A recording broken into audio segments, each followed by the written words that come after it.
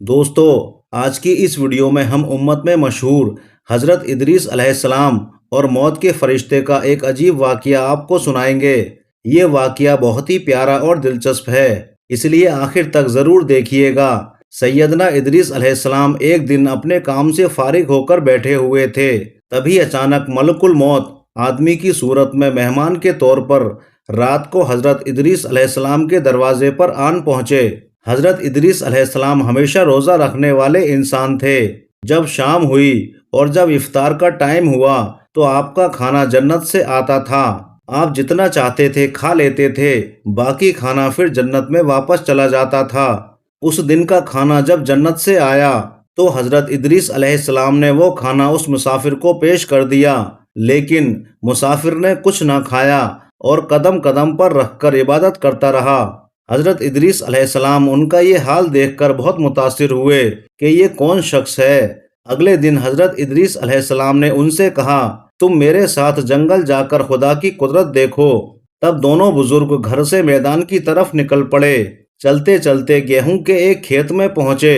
موت کے فرشتے نے کہا، چلو چند خوشے گیہوں کے لے کر دونوں کھاتے ہیں۔ اس پر حضرت ادریس علیہ السلام نے فرمایا، بڑی ہی عجیب بات ہے، رات کو تم نے حلال کھانا نہ کھایا اور اب حرام کھانا کھانا چاہتے ہو۔ پھر وہاں سے دونوں بزرگ دوسرے باغ میں پہنچے اور وہاں بھی انگور کو دیکھ کر حضرت اسرائیل علیہ السلام نے کھانے کا ارادہ فرمایا۔ اس پر حضرت ادریس علیہ السلام نے فرمایا کہ غیر کی ملکیت میں تصرف حرام ہے، اور پھر جاتے جاتے ایک بکری کو دیکھ کر حضرت اسرائیل علیہ السلام نے کھانے کا ارادہ کیا۔ اس پر حضرت ادریس علیہ السلام نے پھر فرمایا کہ بیگانی بکری کو ذبح کر کے کھانا منع ہے۔ اسی طرح 3 روز تک دونوں آپس میں گفتگو کرتے رہے۔ جب حضرت ادریس علیہ السلام کو لگا کہ یہ شخص انسان نہیں معلوم ہوتا تو فرمایا کہ خدا کے واسطے ظاہر تو کر کہ تو کون ہے۔ مسافر نے کہا، میں اسرائیل ہوں۔ حضرت ادریس علیہ السلام نے فرمایا کہ سب مخلوقات کی جان تم ہی نکالتے ہو۔ انہوں نے کہا کہ ہاں۔ اس پر حضرت ادریس علیہ السلام نے فرمایا، تم میری جان قبض کرنے آئے ہو؟ تب انہوں نے کہا، نہیں، میں تو تمہارے ساتھ خوش طبعی کرنے آیا ہوں۔ حضرت ادریس علیہ السلام نے فرمایا، 3 دن سے تم میرے ساتھ ہو، کیا اس وقت بھی تم نے کسی کی جان قبض کی ہے؟ اس پر حضرت اسرائیل بولے، تمام روحوں کو قبض کرنا ہمارے ہاتھ میں ایسے ہے جیسے تمہارے دونوں ہاتھوں کے نیچے روٹی رکھی ہوئی ہو، یعنی جس کی موت کا حکم اللہ پاک سے ملتا ہے، میں ہاتھ بڑھا کر اس کی جان قبض کر لیتا ہوں۔ ملک الموت بولے، اے حضرت ادریس علیہ السلام، میں چاہتا ہوں کہ تمہارے ساتھ رشتہ داری قائم کر لوں۔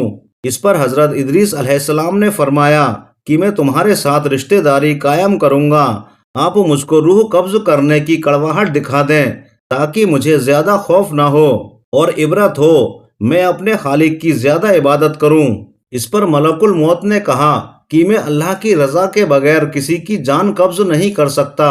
تو حضرت ادریس علیہ السلام نے اللہ تعالیٰ کی بارگاہ میں عرض کی، اور پھر اللہ تعالیٰ کی طرف سے حکم ملنے پر اسرائیل علیہ السلام نے ادریس علیہ السلام کی جان قبض کر لی۔ پھر موت کے فرشتے نے خدا کی بارگاہ میں دعا مانگی اور اللہ پاک نے ان کو زندہ کر دیا۔ حضرت ادریس علیہ السلام نے ملک الموت کو اپنے گلے سے لگا لیا اور دونوں نے آپس میں رشتہ داری قائم کر لی۔ پھر موت کے فرشتے نے ان سے پوچھا، اے ادریس علیہ السلام، جان نکلنے کی تلخی کیسی ہوتی ہے؟ وہ بولے، جیسے کسی زندہ جانور کی کھال سر سے لے کر پاؤں تک ادھیڑ دی جاتی ہے۔ موت کے فرشتے نے فرمایا کہ اے بھائی، قسم ہے رب العالمین کی، جیسے میں نے تمہارے ساتھ احسان کیا ہے اور جتنی آسانی میں نے آپ کے ساتھ کی، ایسا میں نے کسی کے ساتھ نہیں کیا۔ حضرت ادریس علیہ السلام نے فرمایا، اے بھائی، مجھے دوزخ کے دروازے تک لے چلو تاکہ اس کو دیکھ کر مجھے خوف الہی زیادہ ہو اور میں زیادہ عبادت اور بندگی کروں۔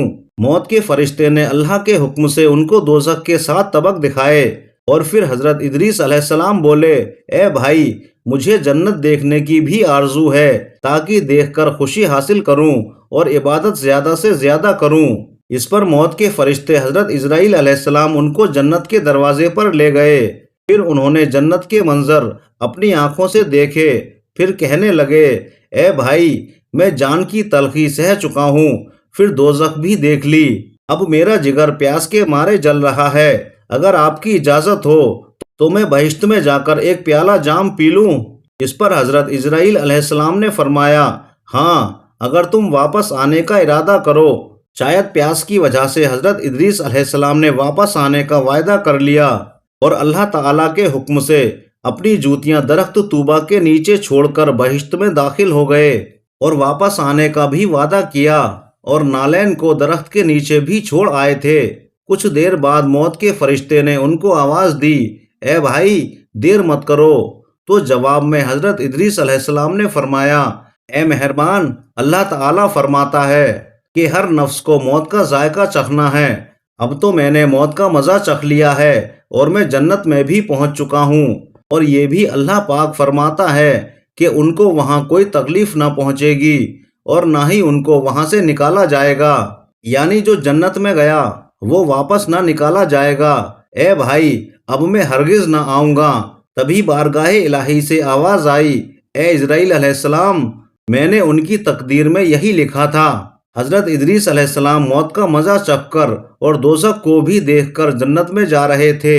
پھر حضرت جبرائیل علیہ السلام بولے، ہر نبی پر جنت حرام ہے جب تک کہ جنت میں خاتم الانبیاء حضرت محمد مصطفیٰ صلی اللہ علیہ وسلم داخل نہ ہوں۔ آواز آئی، اے اسرائیل علیہ السلام، میں بہشت کو دریغ نہیں رکھتا، لیکن پہلے بہشت میں حضرت محمد صلی اللہ علیہ وسلم ہی داخل ہوں گے، ان کے بعد ان کی امت داخل ہوگی۔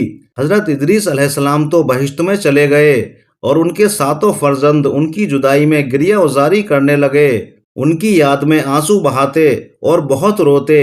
ایک دن ابلیس ان کے پاس آیا اور کہا، تم رویا مت کرو، میں تمہارے باپ کی سی صورت بنا دیتا ہوں، تم اس کو دن رات دیکھنا اور پوجنا، اس سے تمہارا سب دکھ درد دور ہو جائے گا اور تب تم بہت خوش رہو گے۔ پھر ابلیس نے ایک ایسی مورت بنائی کہ حضرت ادریس علیہ السلام کی شکل اور اس مورتی میں کوئی فرق نہیں تھا، اور وہ لوگ دھیرے دھیرے اس مورت کی پوجا کرنے لگے تھے، یہاں تک کہ آہستہ آہستہ بت پوجنے کا رواج پوری دنیا میں پھیل گیا، اور کوئی بھی آدمی اللہ تعالیٰ کی ذات کو نہ جانتا تھا، کسی کے پاس بھی علم نہ تھا اور نہ ہی اچھا عمل۔ پھر اللہ تعالیٰ نے حضرت نوح علیہ السلام کو پیغمبر بنا کر بھیجا تاکہ ان کو ہدایت کی راہ بتائیں۔ اللہ پاک ہم سب کو نیک عمل کرنے کی توفیق عطا فرمائے اور حضور اکرم صلی اللہ علیہ وسلم کے بتائے ہوئے راستے پر چلنے کی توفیق عطا فرمائے۔ ویسے دوستو، میں نے آپ سے پہلے بھی بیان کیا تھا کہ یہ واقعہ امت میں مشہور ہے، کسی بھی صحیح حدیث سے ثابت نہیں ہے، لیکن ایک بات تو ہے، انبیاء علیہ السلام کی طویل زندگیوں میں فرشتوں کے ساتھ ان کے ایسے معاملات ہوتے رہے ہیں، واللہ عالم۔ تو دوستو، ویڈیو کیسی لگی کامنٹس کر کے ضرور بتائیے گا۔